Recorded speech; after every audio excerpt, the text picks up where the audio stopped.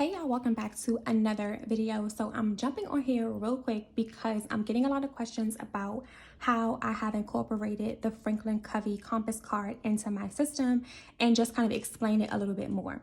So I'm going to try my best to explain it, but I am going to link tons of videos and the Franklin Planner site itself and the weekly compass cards below so that y'all can go ahead and check those out, because I get a lot of information from just watching people plan using the Franklin Covey method and looking at their systems, also going onto the Franklin Planner's website and looking at the videos that they had on there, as well as looking at how the compass card itself is laid out. So I'm going to put all of that in the description below so that y'all can look at that, because there's so much more to the Franklin Covey method. This is just a little part of the system that I have decided to put into my planning system. So I watch a lot of great videos and they can explain it way better than I can. But the gist of it is, and I got this from Tanya Plans. I love watching her videos. She did a video probably like 3 years ago explaining the compass card. And in that video, she mentioned that the whole concept of the compass card comes from a famous time management expert. His name is Stephen Covey. His belief is that people should put the most important things at the forefront of their planners. Again, it's like a whole entire system of Franklin Covey planning system, but I'm just using the compass card. It talks about the purpose of the compass card is so that you can keep your values and your self-care items at the forefront. And then you're also going to break down your roles and your values.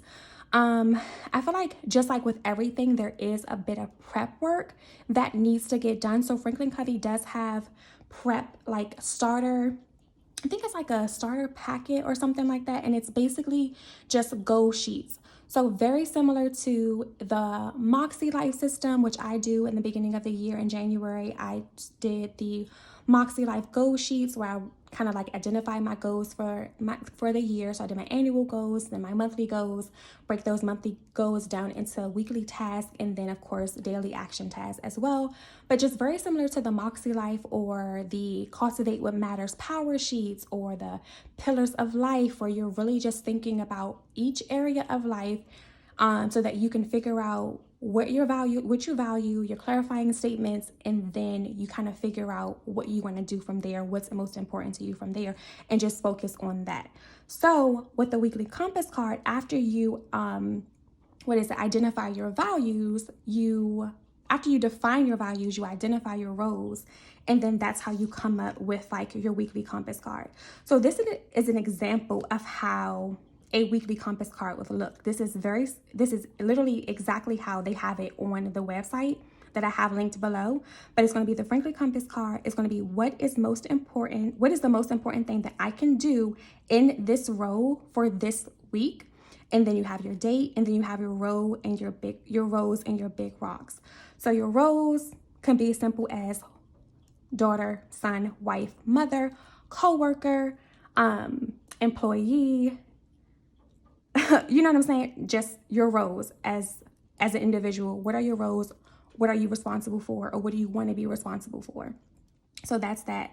The number one role though is shopping the saw. And shopping the saw is basically self-improvement. That is you. So that's making sure that you're taking care of your mind, your body, and your soul. So what could you do in that area to make sure that you're good in order to fulfill the roles to follow? So that's very important. That's like the number one thing.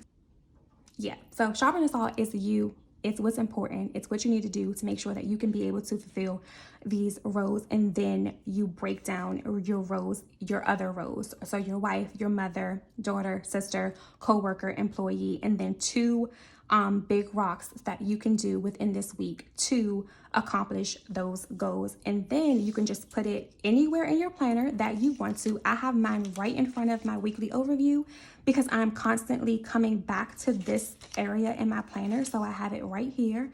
And then I feel like even if you just wanted to do one and it just be a template, just like a reminder of your roles and like your action steps, if you don't want to necessarily have to check this, fill it out every week, it could just be a reminder, because every time I flip here, I look at this and I know, okay, did I do this? Did I do this? Did I do this? So yeah, I love it. But this is definitely the way that I'm using it is definitely the way that works for me and my system. Y'all know I'm just someone who really enjoys planning and I love watching other people plan. And this method that I came across just happens to be something that I thought would benefit my style of planning, my lifestyle, what I'm focusing on in this season of my life. So yeah, I hope that helps. Again, I'm listing all of the resources. No, I'm listing all of the resources in the description down below. If y'all have any questions, I am more than happy to answer them the best way I can. But again, I think that those resources that I'm going to list can really explain it better than I can. There's so much more to the system. This is just what I find works for me personally and in my system. So I will see y'all in the next one. Thank you so much for watching. Bye.